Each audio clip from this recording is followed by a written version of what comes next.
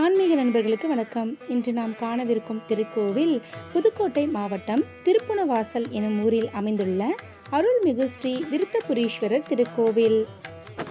கோவிலின் மூலவர் விருத்தபுரீஸ்வரர் பழம்பதிநாதர் என்றும் உற்சவர் பழம்பதிநாதர் என்று அழைக்கப்படுகிறார். தாயார் பெரிய நாயகி பிரகுந்த நாயகி என்று அழைக்கப்படுகிறார். கோவிலின் தல விருட்சம் புன்னை, சதுரகள்ளி, மகிழம், குருந்த மரம் என்றும் தீர்த்தம் லக்ஷ்மி, பிரம்ம தீர்த்தம், இந்திர தீர்த்தம் என 10 தீர்த்தங்கள். ஆகமம் மற்றும் பூஜை சிவாகமம். இத்தல விநாயகர் ஆகண்டல விநாயகர் என்ற பெயரில் அருள்பாலிக்கிறார். இவ்வூர் கோவிலுக்கு தெற்கே பாம்பாரும் கோவில் எதிரே 3 கிலோமீட்டர் தொலைவில் கடலும் உள்ளது. கடல் மற்றும் ஆற்றின் புனலில் அதாவது வாயிலில் ஊர் இருப்பதால் திருப்புணவாசல் என்ற பெயர் ஏற்பட்டது. 65 அடி உயரத்தில் கிழக்கு நோக்கி ராஜகோபுரமும் கோவிலின் வெளியே பிரம்ம தீர்த்தமும் அமைந்துள்ளது. பெயரளவுக்கே தற்பொழுது தீர்த்தம் உள்ளது. கோவிலின் சுற்றுப்பகுதியில் பஞ்ச விநாயகர், கபிலரின் 9 குமாரர்கள், ஆதி சிவனடியார்கள், தட்சிணாமூர்த்தி, தல விநாயகர், வள்ளி தேவானையுடன் முருகர், பிரம்மா, சண்டிகேஸ்வரர், கஜலட்சுமி சன்னதிகள் உள்ளன. சிவனுக்கு இடப்புறம் அம்மன் கிழக்கு நோக்கி தனிச்சன்னதியில் அருளுகிறாள். அம்மனுக்கு எதிரில் குடவரை காளி சன்னதி உள்ளது. வைகாசி விசாகத்தன்று மூலவரின் மீது சூரிய ஒளிக்கதிர்கள் பட்டு சூரிய பூஜை நடக்கிறது. தஞ்சையை விட பெரிய ஆவுடை உள்ள கோவில் இது. இவ்வளவு பெரிய ஆவுடையை வேறு எந்த கோவிலும் பார்க்க முடியாது. இதுவே இத்தலத்தின் மிகச்சிறந்த சிறப்பம்சமாகும்.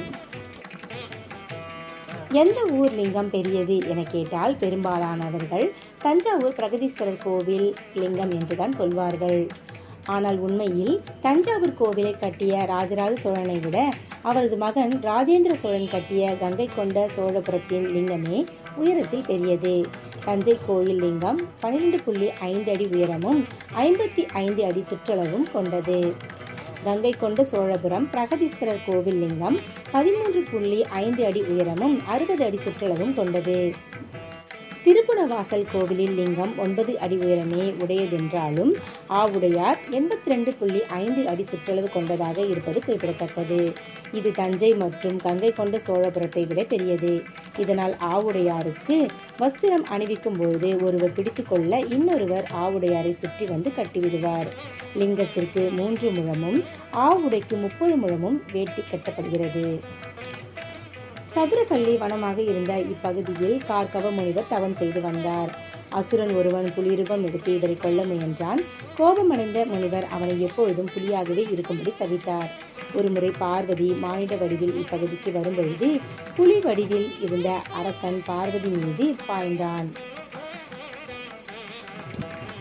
கோபமடைந்த அம்பாள் காளியாக மாறி புலியை எட்டி உதைத்தால் தாயின் திருவடி பட்டதோ இல்லையோ அவன் சுயரூபம் பெற்றான். அவனது அசுர குணங்களும் ஒழிந்துவிட்டன. அன்னையே நான் எப்பொழுதும் உங்கள் அருகில் இருக்கும் வரம் தர வேண்டும் என்றான். அதன்படி அசுரன் இத்தலத்தில் பெரிய நாயகி அம்மனின் எதிரே நந்தி வடிவில் அமர்ந்து விட்டான். எனவே இத்தலத்து நந்தி வியாக்ர நந்தி என்று அழைக்கப்படுகிறது. அம்மன் காளியாக மாறியவுடன் பெரிய நாயகி சன்னதி எதிரே உள்ள மொட்டை கோபுர நுழைவாயிலில் ஊர் காவல் தெய்வமாக அமர்ந்துவிட்டாள். அவள் மிகவும் உக்கிரமாக இருந்ததால் ஊரில் அடிக்கடி தீ விபத்து ஏற்பட்டது. எனவே அவள் இருக்கும் நடையை பூட்டிவிட்டனர். அவளுக்கு உருவம் கிடையாது. ஒரு கண்ணாடியில் காளிக்குரிய சூலத்தை மட்டும் தரிசிக்கலாம். முனிவர் ஒருவர் சாபத்தினால் அங்காரனாகிய செவ்வாய் பகவான் தனது சக்தியை இழந்தான். நாரதரின் அறிவுரைப்படி இத்தலம் வந்து பிரம்ம தீர்த்தத்தில் நீராடி சிவனுக்கு அபிஷேகம் செய்து வழிபட்டு சக்தி பெற்றான். சிவபெருமான் நடராஜராக திருவலங்காடு ரத்ன சபை, சிதம்பரம் கனக சபை, மதுரை ரஜத சபை, திருநெல்வேலி தாமிர சபை, குற்றாலம் சித்திர சபை ஆகியவற்றில் நடனமாடுகிறார். திருப்புணவாசலில் நடராஜர் வீட்டிற்கும் சபை சிவஞான சபை எனப்படுகிறது. இந்த சபையில் அகத்தியருக்காக சிவபெருமான் நடன காட்சி தந்தருளினார். கோயில் மேற்கு பிரகாரத்தில் குருந்த மரத்தின் அடியில் அகத்தியர் பூஜித்த லிங்கம் உள்ளது.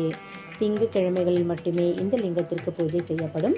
மற்ற கிழமைகளில் இவர் மோன நிலையில் இருப்பதால் மோனநிலை முனீஸ்வரர் என அழைக்கப்படுகிறார்.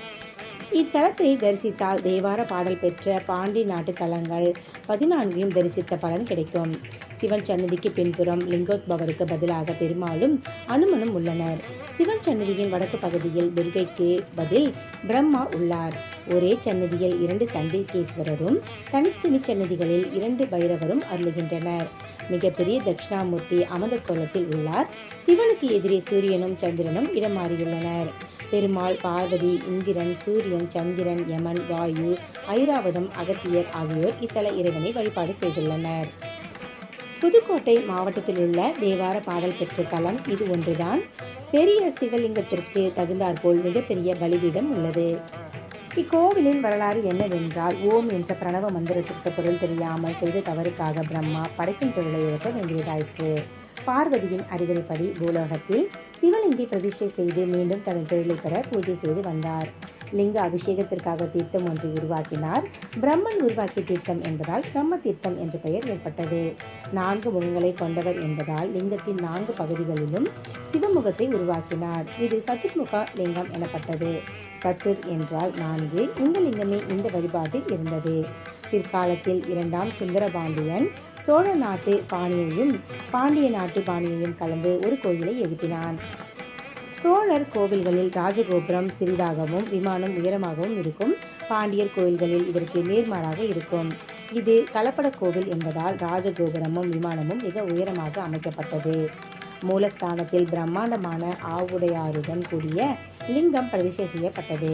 இவரை விருத்தபுரீஸ்வரர் என அழைத்தனர். விருத்தம் என்றால் பழமை. இவர் பழம்பதிநாதர் என்றும் அழைக்கப்படுகிறார். பிரம்மாவை வணங்கிய தலம் என்பதால் இது மிக பழமையான ஊராக கருதப்படுகிறது. இக்கோவிலின் பிரார்த்தனை என்னவென்றால், குழந்தை பாக்கியம் வேண்டுபவர்கள் தொட்டில் கட்டும் வழக்கமும், செவ்வாய்க்கு தோஷம் போக்கிய இத்தலத்தில் செவ்வாய் தோஷம் உள்ளவர்கள் வழிபட்டால் உடனடி பலன் கிடைக்கும் என்கிறார்கள். வேண்டுதல் நிறைவேறியவர்கள் சீமந்தம் செய்யும் பொழுது முதல் வளையலை அம்மனுக்கு காணிக்கையாக செலுத்தும் வழக்கமும் இருக்கிறது. இக்கோவிலை சுற்றியுள்ள பகுதிகளில் இன்று வரை பிரசவ ஆஸ்பத்திரி கிடையாது. காளியின் அருளால் வீட்டிலேயே சுகப்பிரசவம் ஆகிவிடுவதாக கூறுகிறார்கள். கேட்டதை கொடுக்கும் சிவபெருமானுக்கு வேஷ்டியும் துண்டும் சிவனுக்கென தனியாக நெய்து காணிக்கையாக செலுத்துகிறார்கள். கோவிலின் திருவிழாக்கள் வைகாசி விசாகம் 11 நாள் இங்கு வெகு விமர்சையாக கொண்டாடப்படுகிறது. சிவனின் தேவார பாடல் பெற்ற 274 சிவாலயங்களில் இது 197வது தேவார தலமாகும். பக்தர்கள் அனைவரும் இத்திருத்தலத்திற்கு சென்று விருத்தபுரீஸ்வரரை வழிபட்டு வாழ்வில் எல்லா வளமும் பெற அன்புடன் வேண்டுகிறோம்.